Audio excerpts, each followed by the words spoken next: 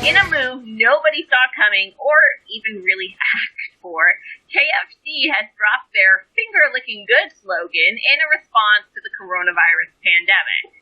What the hell does that have to do with coronavirus?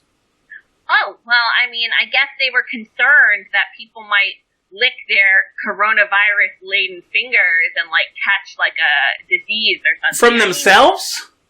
Apparently. Are they thinking that they're gonna, maybe I've gotten it wrong all these years that I've heard KFC commercials. Maybe they're saying their chicken's so good that you're gonna lick other people's fingers. You get done eating your double down sandwich, and you lick your own fingers. Of course, you gotta get that grease, and then you just, you're looking around the restaurant like the fucking Terminator. You see somebody finishing up his 2-piece, and you're just like, "Give me your hands! Give me your hands! I need to lick your fingers!" The one and only Honeybiscuit loves KFC, and if I could eat KFC for breakfast, I would. But they don't open that early, so I just eat them twice a day.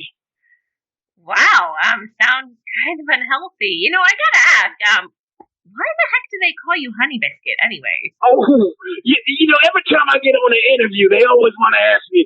They say, "Jumbo, why they call you Honeybiscuit? Why don't they just call you Jumbo Jackson? Why don't they just call you JJ? Why don't they call you anything besides Honeybiscuit?" And I say, "Boy, you want to know why they call me Honeybiscuit? I tell you what, Kale. It happened one night when I ended up in jail."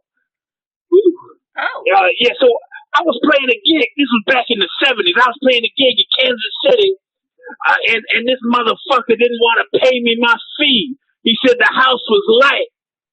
So I pulled out my 38 and I blew his brains out right on the wall. I killed him. Oh my God, that's awful. Why would you tell us this? I served my time. But anyway, you kill a man, sometimes that'll give you a name that'll stick. And I've been out for about 15 years now. And I just, I play my guitar. I play my guitar. I cut my albums and my CDs, and I just tell them tales of the blues. But how does killing a man get you the name Honeybiscuit? I still don't understand. It was the joint was called Honeybiscuits.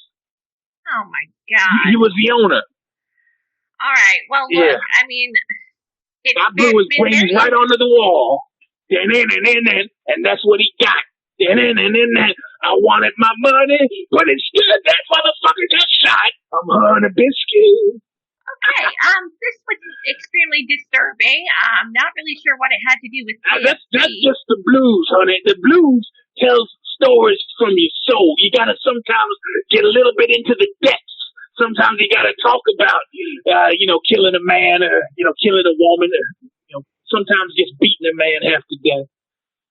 But anyway, we're getting a little bit away from it. You talked about KFC, and I really wanted to call in and talk about it because I think it would be a travesty. It would be the most tragic thing that befall the KFC brand in my life if they change that slogan, because finger licking, it gets to the soul of what it means to eat KFC. You know what I mean?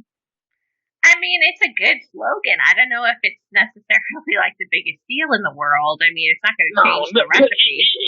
It's a big deal on Honeybiscuit because, maybe you don't know, but I've been campaigning for a while now because, if you've been paying attention to the news, we're at a changing time here in 2020. We're at a changing time. We're getting rid of these insensitive, racist, hateful brands. And, as much as I love their chicken, I do not like the brand KFC because it's named after Colonel Sanders. Colonel Sanders was a racist slave plantation owner. He was a racist. They might as well put a Ku Klux Klansman on the commercial. Now, hold on a minute, Honeybiscuit. I just don't think that's true. I mean, didn't he die in the 80s or something? He was pretty modern. I don't care when he died. I'm just glad he's dead because he was a slave on a plantation. I mean, you see how he looks. He wears them white suits. He wears that racist necktie. What I've been trying to do, and I've got an ongoing campaign. I've been writing letters to the CEO up there in Louisville, Kentucky, up there at Yum Brands, and I'm telling them, you got to get rid of Colonel Sanders. You got to get rid of that old slave owner. You got to replace him with Honeybiscuit Jackson.